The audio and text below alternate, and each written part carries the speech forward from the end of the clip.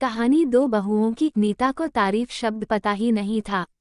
घर के सारे काम वह एकदम सही सही करती थी। खाना बहुत स्वादिष्ट बनाती थी, लेकिन फिर भी आज का खाना अच्छा था बहू, ऐसा उसकी सास कभी भी बोलती नहीं थी और पति भी कभी उसकी प्रशंसा नहीं करता था। उसने बनाया हुआ खाना चुपचाप खाकर उठकर दोनों पति और सास चले जाते थे। उसने खाना खाया या नहीं इसका उन दोनों को फर्क नहीं पड़ता था। सास को वह पसंद नहीं थी। उसके हाथों से जरा सी भूल हो गई तो सास तुरंत गुस्सा करती थी। उससे भी बुरी बात ये थी कि उसके पति और उसके बीच बातचीत का ज्यादा नहीं होती थी और उन्होंने ये चुप्पी बनाए रखी थी। वो उस पर ध्यान नहीं देता था। परदेश में पढ़ाई करने गया हुआ छोटा देवर मात्र समय समय पर नीता को फोन करता था, पूछता था भाभी कैसी हो। उसका फोन आने पर नीता बहुत खुश होती थी। अपना मन हल्का करने का उचित स्थान था नीता का। कुछ ही दिनों में देवर की पढ़ाई खत्म हो गई और वह घर आया। थोड़े समय के भीतर उसे एक अच्छी नौकरी भी मिल गई। नीता को बहुत आनंद हुआ। नौकरी लग जाने के बाद उसकी सास अपने छोटे बेटे की शादी के लिए बातचीत करने लगी। पर देवर को एक भी लड़की पसंद नहीं आती थी। इसने ही बोला होगा, उसे मना करने को सोचकर सास नीता को ही दोष दे रही थी। नीता को चिंतित देखकर देवर ने अपनी माँ से कहा, मैं एक लड़की से बहुत प्यार करता हूँ, मैं उसी से शादी करूँगा। उसने जिद की। देवरजी यह बात पहले बतानी चाहिए थी ना। नीता ने ये बात अपने पति के कान पर डाली। इस बात पर उसने थोड़ी कीटपीट की, लेकिन लड़की देखकर वह भी तैयार हो गया। सवाल बचा सास का अपने छोटे बेटे का मन कैसे दुखाएगी वह। बाद में उनकी भी हाँ हो गई। नीता को बहुत खुशी हुई। उसे लगा एक अच्छी सहेली आ जाएगी अब साथ देने के लिए, दिल के राज बताने के लिए। पर कैसी होगी छोटी देवरानी, रस बस जाएगी हमारे साथ और इस घर में, या वह एक अलग दुनिया बसाने पर जोर देंगी देवर जी को। इस विचार से थोड़ा टेंशन में आ गई नीता। कुछ दिनों बाद नीता की छोटी देवरानी चौखट लांघकर घर में आई। देवरानी ने घर में आते ही सारे घर की जिम्मेदारी अपने हाथों में ले ली। अब सास ने अपनी छोटी बहू की ज्यादा ही तारीफ करना शुरू कर दिया। उसे माँ जैसा प्यार करने लगी। ये देखकर नीता की आंखों में आंसू आ जाते।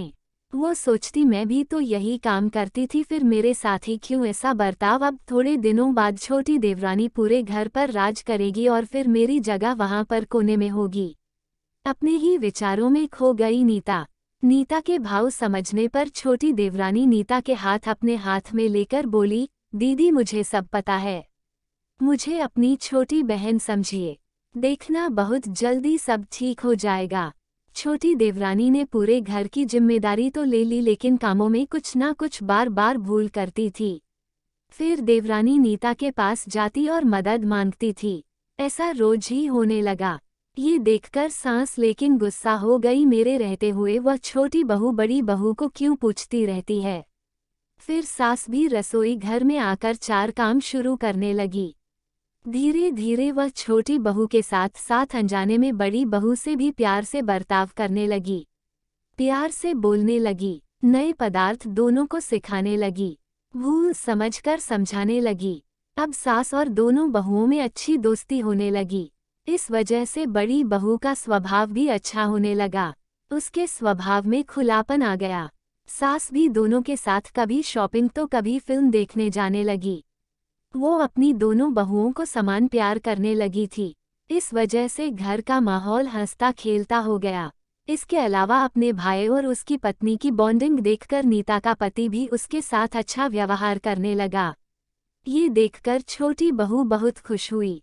दीदी घर पर पहले आप ही का हक था, ऐसा बोलकर छोटी बहू ने पूरी घर की जिम्मेदारी अपने जेठानी को दे दी। साल भर में नीता के देवर को अच्छे वेतन और बड़ी पोस्ट पर स्थानांतरित किया गया। अब छोटी देवरानी भी अपने पति के साथ परदेश जाएगी और मैं फिर अकेले रह जाऊंगी। इतना ही नहीं, इतने सालों बाद सास का व्यवहार जो इतने सालों बाद बदल गया था वह फिर से वही हो गया तो। इस विचार से नीता डर गई। देवरानी की नीता को इतनी आदत हो गई थी कि उसके बिना घर काटने को दौड़ेगा। देवरानी के आ जाने से घर का माहौल बदल गया था। वह थी ही ऐसी खुशमिजाज और ऊर्जावान, जैसा के नाम से पता चलता है। यहाँ देवरानी की हालत भी कुछ अलग नहीं थी।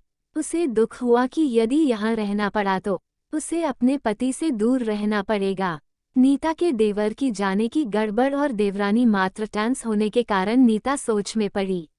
अंत में उसने देवरानी को पूछा तो देवरानी ने जवाब दिया कि दीदी मैं सारा दिन नए स्थान पर अकेली रहूंगी, उससे अच्छा मैं यहीं हूँ।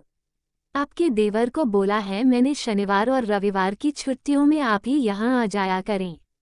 मैं भी उनके साथ जाया करूंगी बीच बीच में थोड़ा बदलाव के लिए।